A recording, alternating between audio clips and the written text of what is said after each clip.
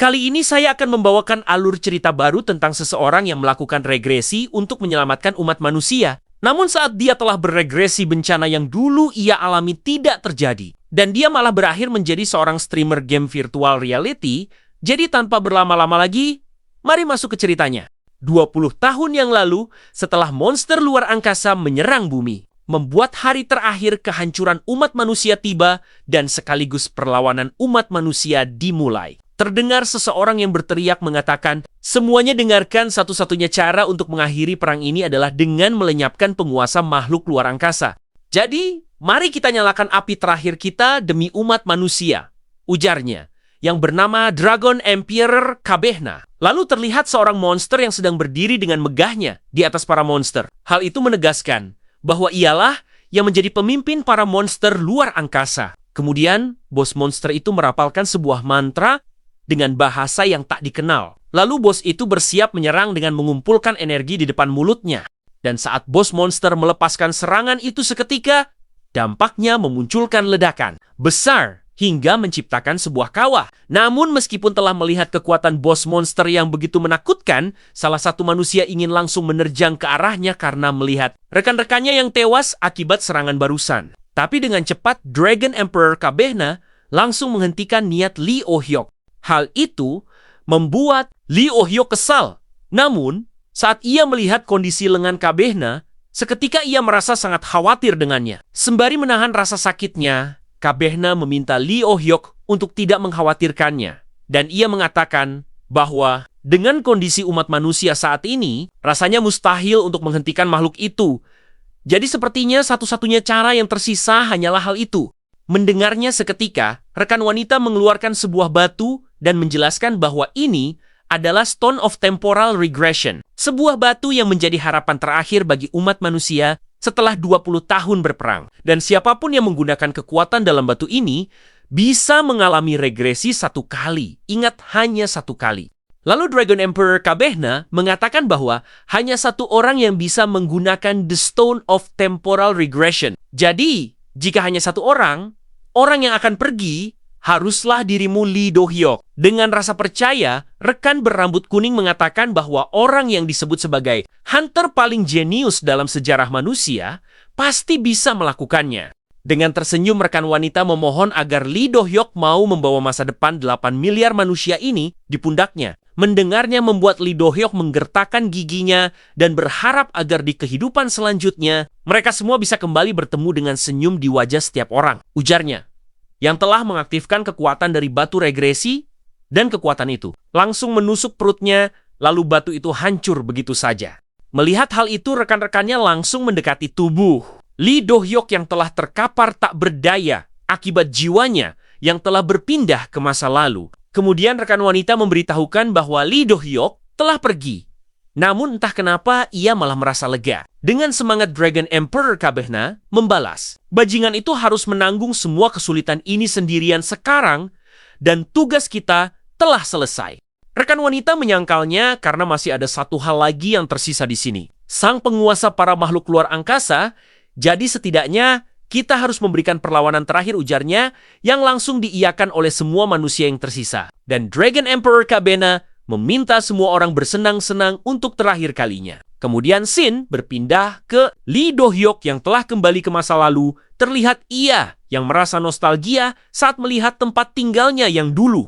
Hal itu juga membuatnya yakin bahwa ia telah berhasil kembali ke masa lalu. Kemudian dengan rasa semangat yang menggebu-gebu, Lee Do-hyuk bersyukur karena telah kembali ke waktu yang tepat, di mana masih tersisa waktu 7 bulan sampai bencana itu tiba. Jadi dengan begitu, sembari menunggu, aku bisa melatih tubuhku yang masih lemah ini dan menyiapkan persediaan untuk bertahan dari wabah. Apalagi kehidupan 8 miliar manusia sekarang berada di pundakku. Jadi kali ini aku harus membangun tubuh kuatku untuk bertahan dari wabah pertama, sekaligus menyiapkannya untuk kebangkitan nanti. Lalu waktu time skip ke 7 bulan kemudian, di Gunung Bukan, terlihat Lee Do-hyuk yang telah bersiap untuk menyambut wabah pertama yang akan terjadi dalam 1 menit 30 detik lagi, di mana akan muncul sebuah wormhole di Gunung Bukan.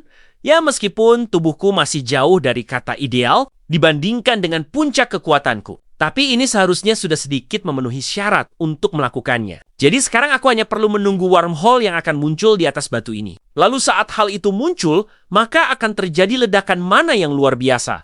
Ya, ini seperti pembaptisan yang akan secara paksa mengunci tubuh manusia. Kemudian ia akan mengukir sesuatu yang disebut sebagai awakening circuit. Sebuah jalur bagaimana, tapi masalahnya adalah pasukan pengintai alien yang muncul bersamaan dengan wormhole. Dan setahuku yang akan muncul di Korea adalah Gigan Ants dan Quad Cockroaches. Dulu mereka tidak lebih dari monster sampah bagiku saat berada di puncak kekuatan. Tapi, bagi para hunter yang baru saja terbangun, bahkan 6 orang sekalipun akan kesulitan untuk mengalahkan satu monster. Namun meskipun begitu, dengan pengalamanku, seharusnya aku bisa mengatasinya, ujarnya, yang mulai menghitung mundur kemunculan wormhole. Tapi saat ia sudah sangat siap menghadapi monster yang akan muncul. Sayangnya, tidak ada apapun yang terjadi di depannya. Hal itu membuat Lee Do-hyuk berpikir bahwa ia telah salah memperkirakan waktu. Kemunculannya, dan ia memutuskan untuk menunggu sedikit lebih lama. Tapi bahkan setelah siang berubah menjadi malam, tidak ada apapun yang terjadi. Hal itu membuat Lee Do-hyuk merasa sangat kesal, karena ia sudah menunggu selama 10 jam dan tidak ada apapun yang terjadi di tempat ini. Apakah aku salah mencatat tanggalnya? Dan kalau memang begitu, maka aku akan kembali lagi ke sini besok. Namun lagi dan lagi, tidak ada apapun yang terjadi. Bahkan, setelah waktu berjalan selama seminggu penuh. Hal itu bahkan sampai membuat orang-orang yang lewat di sekitar sana menjadi kebingungan dan mulai menganggapnya tidak waras. Kemudian, setelah 1 bulan, Lee Do-hyuk berada di sana, wormhole yang ia tunggu-tunggu masih belum menunjukkan tanda-tanda kemunculan. Dan ia malah mendapatkan julukan sebagai patung Buddha batu yang terkenal di Gunung Buhan. Namun, karena Lee Do-hyuk masih merasa tidak percaya kalau kejadian yang telah ia ketahui di masa lalu tidak akan terjadi. Ia pun masih terus melanjutkan kegiatan menunggu kemunculan wormhole tersebut. Hingga setengah tahun berlalu. Dan terlihat Lee Do-hyuk yang masuk dalam berita TV akibat orang-orang yang menganggapnya adalah seorang biksu yang sedang bermeditasi. Bahkan orang-orang juga mulai berdoa di dekatnya, meskipun di antara mereka ada anak-anak yang seharusnya belajar mempersiapkan ujian. Melihat berita itu membuat ibu dan adik Lee Do-hyuk terkejut dan mempertanyakan sebenarnya apa yang sedang dilakukan oleh Lee Do-hyuk. Lalu setelah kejadian tersebut, dunia masih sangat damai dan tidak ada tanda-tanda bencana yang terjadi di ingatan masa lalu. Lee Do-hyuk. Hal itu membuat kehidupan Lee Do-hyuk berjalan selayaknya manusia biasa dan setelah 3 bulan berlalu, Lee Do-hyuk malah berakhir menjadi pekerja di tempat konstruksi. Hal itu membuatnya kembali teringat saat-saat di mana ia menjadi seorang hunter dan mendapatkan begitu banyak julukan mulai dari Mad Dog, Wild Hound, Demon Petarung, Ninja Peniru Kakashi, Genius, Pembunuh Dominator Pertama, God of War, salah satu dari 9 pahlawan, dan masih banyak lagi. Semua itu ia dapatkan selama 10 tahun menjadi hunter. Aku Lee Do-hyuk sudah mendapatkan begitu banyak gelar yang mendefinisikan diriku. Bahkan, pada akhirnya aku dikenal sebagai The Savior. Ya dulu aku begitu hebat, namun sekarang aku justru disebut sebagai seorang buruh kasar. Ini sungguh memalukan, dan bagaimana aku bisa menghadapi yang lainnya nanti? Tapi bagaimanapun juga, selama 6 bulan, aku menunggu, tak peduli seberapa lama aku menunggu, wabah itu tidak pernah terjadi. Tidak ada spesies alien, tidak ada individu yang terbangun, semua itu tidak ada di dunia ini. Ya, pada akhirnya aku tidak punya pilihan selain menerimanya. Bumi ini berbeda dari yang aku kenal sebelumnya. Memang teori tentang alam semesta paralel dan multiverse sedang populer, tapi aku tak pernah menyangka kalau aku sendiri yang akan terjebak di dalamnya. Namun meskipun begitu, fakta bahwa wabah itu tidak pernah terjadi adalah sebuah kabar baik untuk manusia di dunia ini, meskipun itu berarti bertahun-tahun perjuanganku bersama teman-temanku menjadi sia-sia.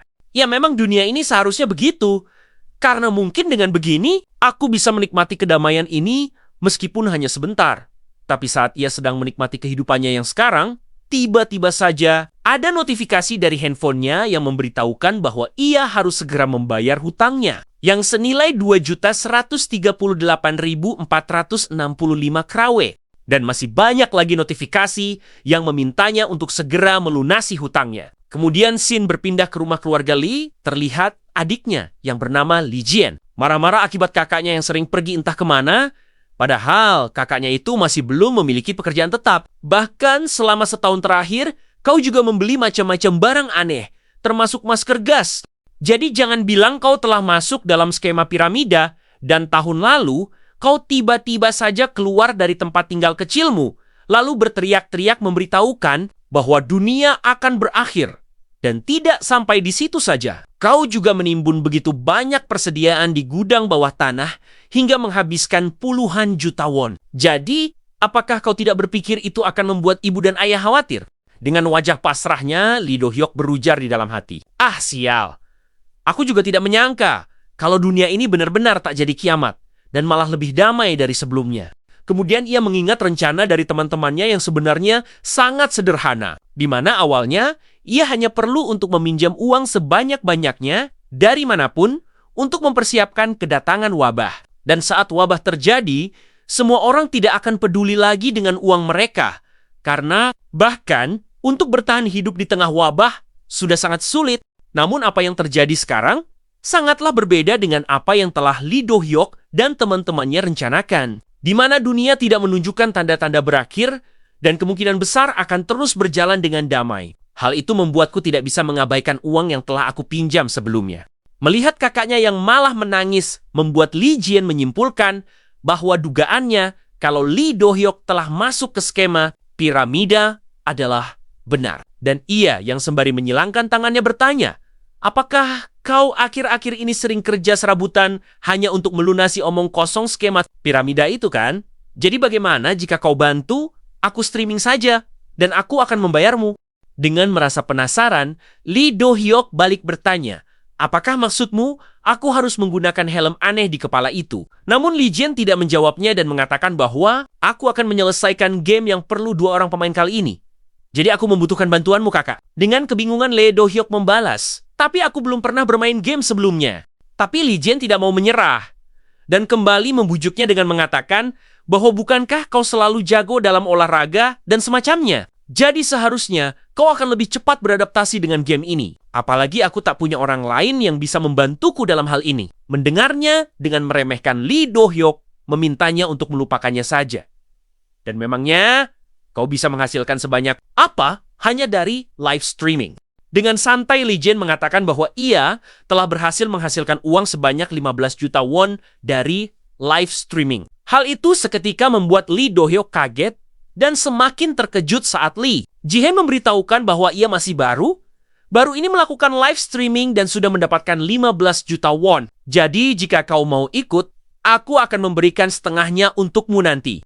Kemudian, scene berpindah ke saat mereka berdua telah berada di dalam kapsul gamenya masing-masing. Lalu, Lee Jien bertanya, Kak, apakah kau sudah siap untuk melakukan full dive ke dalam game? Dengan semangat Lee Do-hyuk langsung mengiyakannya, dan hal itu mengawali kisah baru sang penyelamat umat manusia, yang berakhir menjadi budak adiknya sendiri.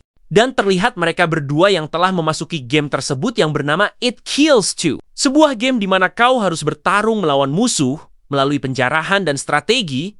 It Kills 2. Ultra Hardcore. Selamat datang di dunia penuh teror. Sebuah game petualangan horor, aksi super sulit yang terkenal sebagai kuburan para pemain. Chapter 1. Pemain telah tiba, game dimulai.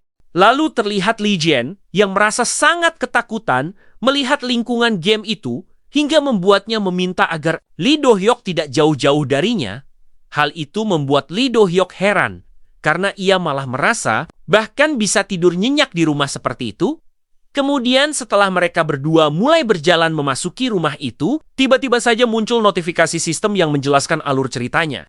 Di mana setelah menerima surat dari mantan istri Anda yang hilang, Anda datang ke rumah terlantar bersama istri Anda saat ini. Melihat notifikasi itu, membuat Lee Do-hyuk kesal dan langsung memencet tombol skip tutorial yang seketika membuat Lee Jien menarik rambut dan wajahnya, sembari menanyakan apa yang sebenarnya kau lakukan. Game ini saja sudah sangat sulit, dan sekarang kau malah skip tutorialnya. Dengan wajah yang seperti tidak terlalu menyesal, Lee Do-hyuk hanya meminta maaf dan beralasan bahwa ada sesuatu hal yang mengganggu pikirannya. Jadi ia tidak berpikir sebelum melakukan tindakan. Mendengarnya, membuat Lee Jien hanya bisa pasrah dan mulai menyalahkan dirinya akibat terlalu percaya kepada seorang newbie. Lalu Li Jian yang ingin mencari tahu informasi tentang game tersebut memutuskan untuk bertanya kepada para penonton. Hal itu langsung ditanggapi oleh para penontonnya, di mana ada beberapa penonton yang mengatakan bahwa pertama-tama mereka harus mencari senjata, kemudian saat sedang berkeliling, mereka harus mencari petunjuk di sekitarnya. Dan item paling pentingnya adalah flashbang, karena tidak semua senjata berfungsi kepada bos. Jadi, dengan flashbang, mereka bisa memiliki peluang lari yang lebih besar. Ditambah hal yang paling penting lagi adalah pemilihan mode. Jadi jangan sampai memilih mode reality. Namun tiba-tiba saja, Li Jian dikejutkan karena mendengar notifikasi sistem yang memberitahukan bahwa mode kesulitan telah dipilih. Dan mode yang dipilih adalah mode reality. Hal itu seketika membuat Li Jian dan para penonton sangat kaget. Hingga Li Jian langsung berlari ke arah Lee Do-hyuk dan menarik kerah bajunya sembari berteriak, "Hei bodoh, apa yang baru saja kau lakukan? Dan kenapa kau melakukan ini kepadaku?" Dengan mencoba kembali beralasan, Lee Do-hyuk menjelaskan bahwa saat ia ingin membuka pintunya, tiba-tiba saja muncul sesuatu hal yang aneh. Mendengarnya membuat para penonton tertawa akibat kebodohan dua saudara itu. Lalu dengan merasa pasrah, Li Jian mengatakan bahwa jumlah yang dipertaruhkan pada clear pertama saja sudah lebih dari 1 juta won. Dan sekarang, mereka harus menyelesaikan dalam mode reality. Namun di saat itu juga, tiba-tiba saja ada notifikasi yang memberitahukan bahwa Lipsyu telah memilih misi 1 juta won. Jika Anda menyelesaikan mode reality dalam 3 kali percobaan, Anda akan menyelesaikan misi ini. Waktu yang tersisa 47 menit 59 detik.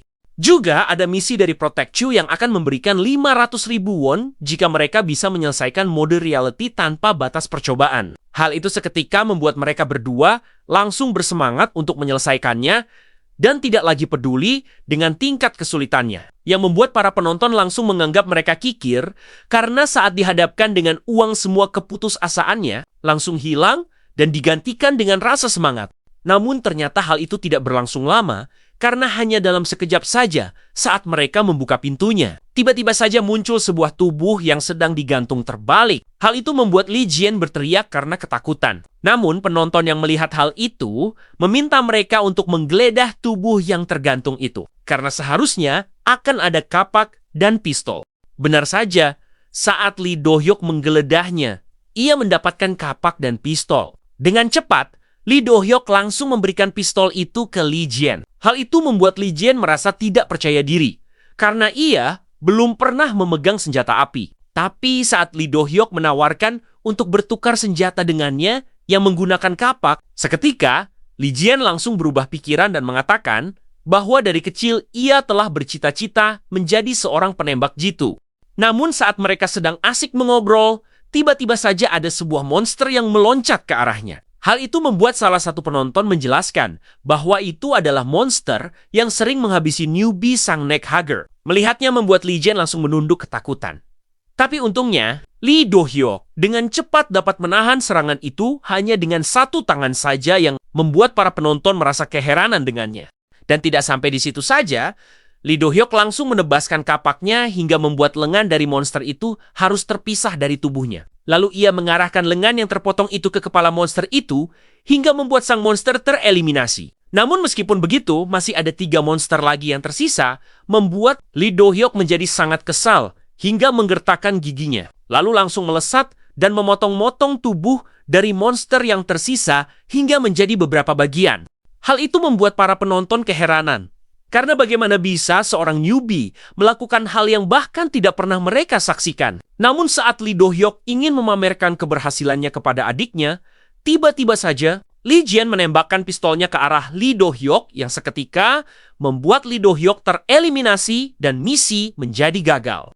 Hal itu membuat Li Jian panik dan langsung berlari ke arahnya sembari meminta maaf karena ia tidak sengaja melakukannya. Namun, akibat momen itu membuat para penonton yang awalnya merasa kagum melihat aksi, Lee Do-hyuk seketika menjadi tertawa akibat kedongoan Li Jian. Lalu scene berpindah ke sebuah gedung yang terdengar ada seseorang yang merasa tidak percaya karena seorang newbie bisa mengalahkan neck hugger semudah itu di mode reality. Bahkan, dia saja hanya bisa menghadapi paling banyak hanya 2 neck hugger di mode reality, ujarnya yang bernama Black Oak, seorang streamer yang khusus memainkan game-game horor dengan masih merasa tidak percaya karena melihat seorang newbie bisa mengalahkan 4 neckhugger secara langsung, terlebih hanya menggunakan kapak membuatnya penasaran dengan nickname orang tersebut.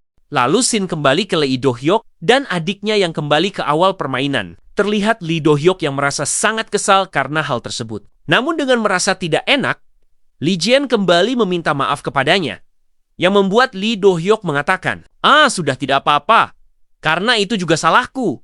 Karena seharusnya aku tidak memberikan pistol kepada orang tolol sepertimu.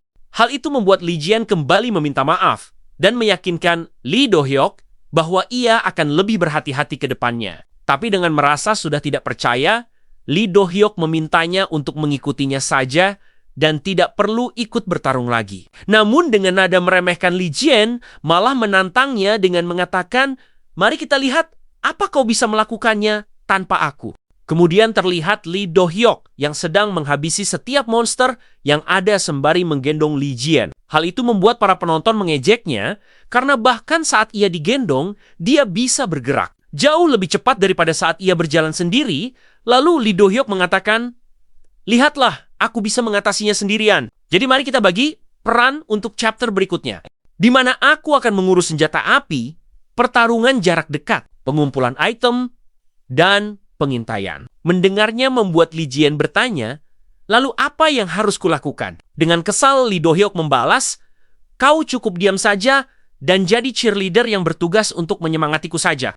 Hal itu seketika membuat Lee Jien kesal, karena bukankah ini adalah gamenya, jadi bagaimana bisa ia hanya menjadi cheerleader? Namun Lee Do-hyuk tidak peduli dan ingin segera memasuki ruangan berikutnya. Hal itu membuat para penonton tertawa karena perilaku kedua saudara itu. Lalu saat Lee Do-hyuk memasuki ruangan itu, seketika ia dikejutkan karena melihat adanya sesosok monster bernama Brute, sang pembunuh duo. Tyrmit Boss. Hal itu seketika membuat Lee Jien panik dan tidak sengaja mendorong Lee Do-hyuk ke arah Brute, yang langsung bersiap untuk mengarahkan tinjuannya kepada Lee Do-hyuk yang sedang dalam keadaan terpental sembari mengumpat kepada Lee Jien.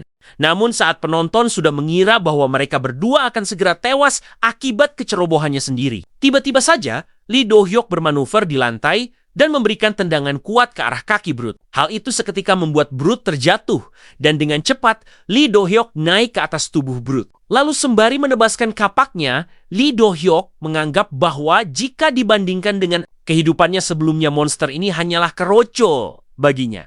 Tapi saat kapak itu telah menancap di kepala Brute, sayangnya hal itu masih belum cukup untuk menembus kulit dan ototnya yang begitu tebal. Melihatnya membuat para penonton berpikir bahwa sepertinya memang tidak ada pilihan lain selain kabur saat menghadapi Brute, apalagi untuk pemula. Namun Lee Do-hyuk tidak menyerah dan mencoba mendorong kapak itu lebih dalam dengan menekannya menggunakan kakinya.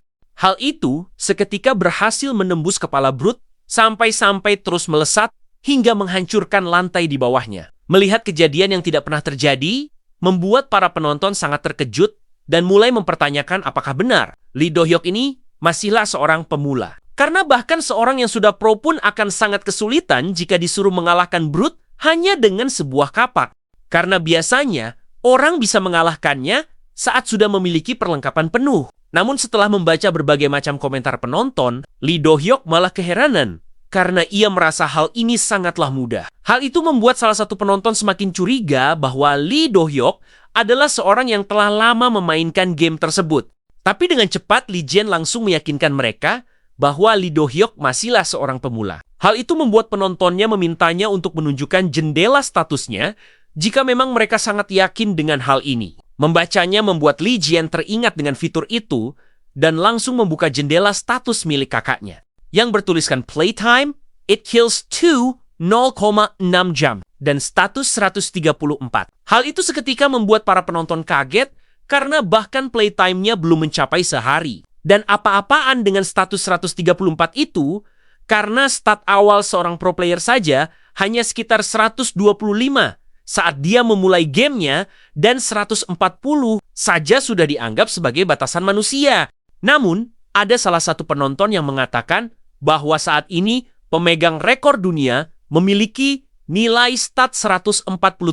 Tapi saat penonton masih merasa sangat keheranan, tiba-tiba saja ada salah satu penonton yang meminta mereka untuk memperhatikan stat Lee Do-hyuk secara detail. Hal itu seketika membuat mereka semua terkejut karena melihat bahwa semua stat Lee Do-hyuk masuk ke top 0,01%, yang membuat salah satu penonton berpikir, apakah Lee Do-hyuk ini sebenarnya adalah seorang cyborg? Di sisi lain, Lee Do-hyuk merasa bersyukur karena berkat pelatihannya untuk persiapan Apocalypse. Sekarang ia memiliki keunggulan yang jelas dalam game ini.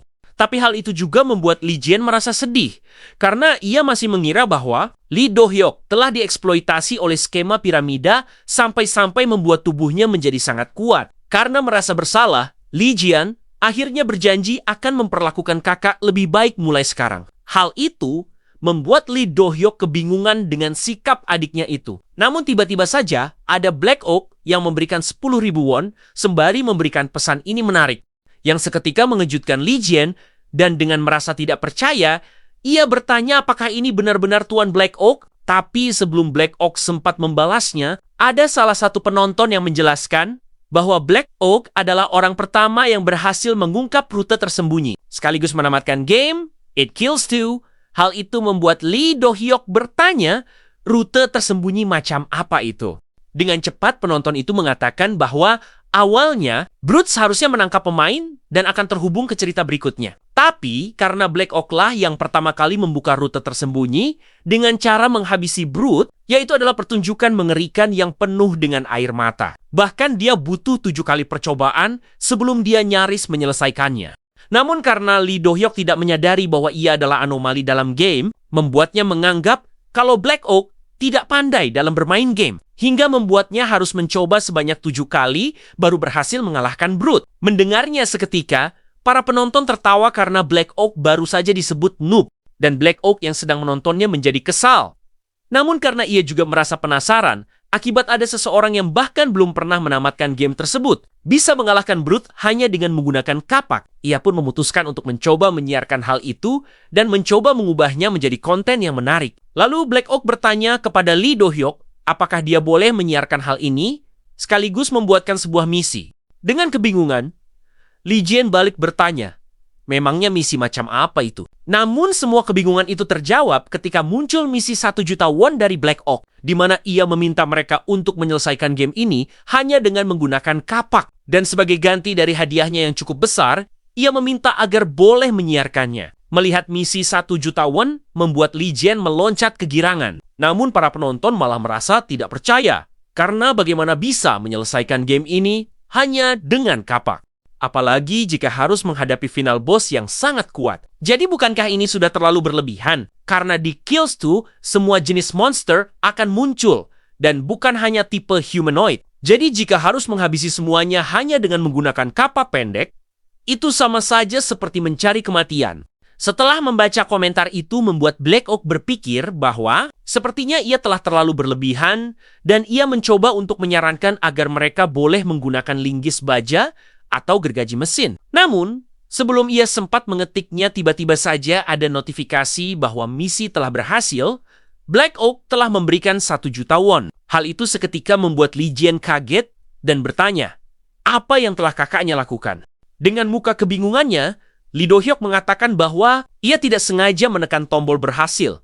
Padahal, ia hanya berniat untuk menerima misi itu. Dan dengan cepat Lee Do-hyuk langsung merangkul lalu membawa adiknya, sembari berjanji akan menyelesaikan misi itu bagaimanapun caranya. Karena ia telah tidak sengaja memencet tombol berhasil, kemudian scene berpindah ke saat Lee Do-hyuk dan adiknya berada di hadapan monster yang bernama Egrande. Monster Meat Boss kedua, ia mencabik-cabik pemain dengan kecepatan tinggi. Melihatnya membuat Black Oak merasa kesal karena monster itu bisa membuat player menjadi sekarat hanya dengan bergesekan dengannya. Dan perubahan polanya sangat rumit. Jadi, kau bisa menarik agronya dengan efek pengerasan menggunakan serangan peluru saraf. Lalu sementara itu, player lainnya dapat memfokuskan serangannya kepada titik lemahnya. Ya, serangan balik dan agresi ini merupakan strategi resmi untuk mengalahkan Egrande. Dan itu jugalah yang menyebabkan party 2 orang diperlukan untuk game ini. Tapi apa-apaan permainan gila dari orang ini? Terlihat Lee Do-hyuk yang langsung menebas kaki Egrande. Hal itu berhasil sedikit melukai Egrande. Lalu sembari kembali bersiap menyerangnya, Lee Do-hyuk berpikir bahwa strategi yang dikatakan Black Oak hanyalah omong kosong karena dulu saat ia tidak memiliki senjata, ia akan bertarung dengan giginya. Atau dengan kata lain, ia tidak mungkin dapat menemukan jalan keluar dengan segala cara yang diperlukan. Dan di antara para hunter itu, orang yang paling jago memburu monster adalah aku. Jadi strategi dari kurang lebih 5 tahun sejarah full dive di game tidak ada apa-apanya dibandingkan dengan strategi melawan monster yang telah tersimpan di kepalaku dari para umat manusia selama 20 tahun. Dan dengan begitu, strategi yang baru saja dikatakan oleh Black Oak hanyalah strategi bermain anak-anak. Maka dengan begitu, untuk melawan monster berkecepatan tinggi seperti ini, aku hanya perlu menghancurkan sumber mobilitas mereka. Lalu setelah musuh kehilangan keseimbangan dan kecepatannya, tinggal incar lehernya yang merupakan titik lemah dari monster humanoid. Ujarnya yang langsung melesat maju sembari menebaskan kapaknya. Namun sayangnya, hal itu masih gagal akibat Grande yang berhasil menahannya menggunakan lengannya dan dengan cepat Grande langsung memanfaatkannya dengan menebaskan gergaji mesin ke arah Lee Do-hyuk yang seketika membuat cerita ini bersambung. Terima kasih karena telah menyaksikan video dari saya, tapi sebelum menutup video ini, jangan lupa like, comment, and subscribe agar tidak ketinggalan video terbaru dari saya. Terima kasih karena telah bergabung ke membership channel ini.